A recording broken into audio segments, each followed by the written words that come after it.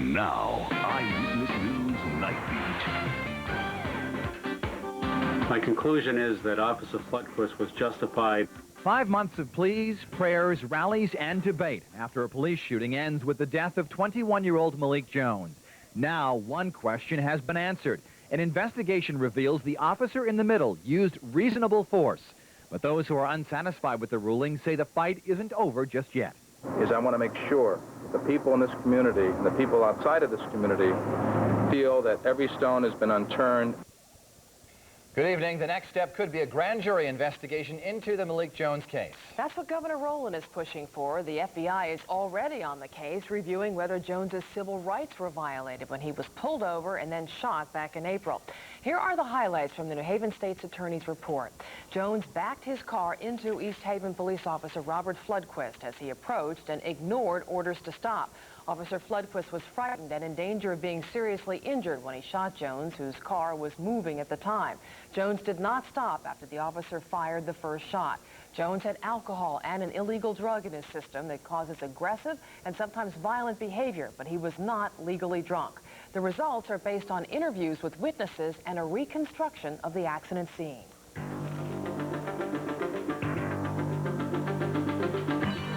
My conclusion is that Officer Floodquist was justified in used reasonable force in the tragic shooting death of Malik Jones. With those words, the state's attorney's office issued its ruling in the Jones shooting. The finding that the actions of Officer Robert Floodquist were reasonable and justified brought quick reaction from all over the state.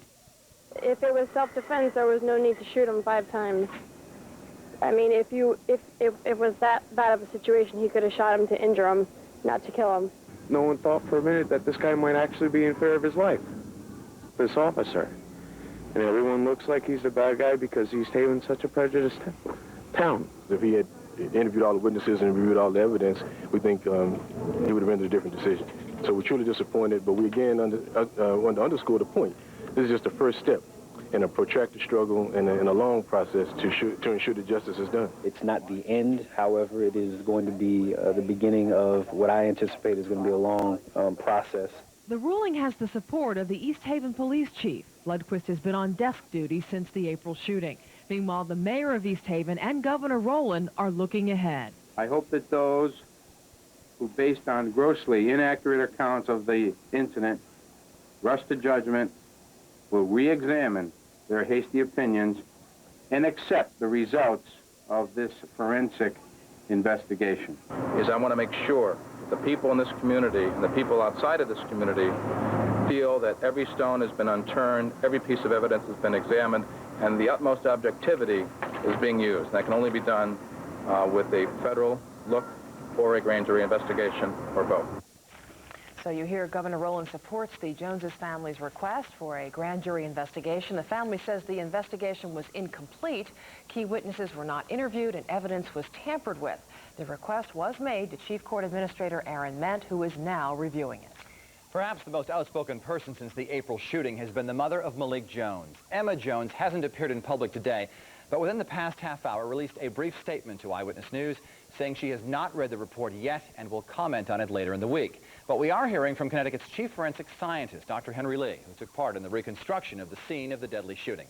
NightBEAT reporter Jennifer Watson has more now live from New Haven, where the Jones case began. Jennifer. Dennis, we have found it to be a quiet night here on the streets in New Haven. We did go to some area churches to see if people were getting together, but the doors were locked and the parking lots were empty. But we did talk to one man tonight who was involved in putting the facts together in this case, Dr. Henry Lee. We only look at the scientific fact. I cannot comment on any legal decision. It is just hours after the prosecutor tells of his decision in the Malik Jones case, and it is the first time Dr. Lee is asked how he reached his conclusion. Try to determine how many shots actually fired, because those are unknown. What's the movement of the vehicle? That's an unknown. What's the position of the officer? Dr. Lee is flanked by 2 other renowned forensic pathologists, Dr. Michael Baden and Dr. Cyril Wecht. Together, this trio is considered to be the top in their field in the world. They are speaking at the Jewish Community Center in New Haven about their most controversial and notorious cases. But most talk tonight is about the Malik Jones case. As a forensic scientist, any case, we devote 100% of our effort to investigate. This case, we give almost 200%. Lee says he and his team spent nights, weekends, 2,000 to 3,000 extra hours recreating the scene where Jones was shot and killed, fitting the facts puzzle together, compiling an almost 300-page report that laid out exactly what happened this April. We work at a scientific fact. Nothing to do with witness statement or perception of the public, nor the statement of the officers. And although never involved in the Malik Jones case, Baden and Wecht have seen and solved their share. Baden addressed the issue of the drug found in Malik Jones' system, phencyclidine. It's a psychopharmacological drug that can cause hallucinatory behavior, PCP. And Wecht discussed something not always put on paper, but found between people. When you have a white policeman and an Afro-American male who is shot, and you've got a real situation. Now, Dr. Lee also tells us tonight, as a forensic scientist, he can tell us when, where, how, and what happened. What he cannot tell us is why and what people were thinking when certain actions were committed. He also says on a scale of 1 to 10 on how difficult this case was, he says it was a definite 10. Dennis and Denise, back to you. Jennifer Watson live tonight in New Haven. To recap tonight, a New Haven prosecutor finds East Haven officer Robert Floodquist was justified in shooting Malik Jones. Governor Rowland and the Jones family are now calling for a grand jury investigation. The FBI is also looking into the case and will forward its report to the Justice Department. Meanwhile, there has been no comment from Officer Floodquist tonight. Stay with Connecticut's news station for continuing developments in the Malik Jones case.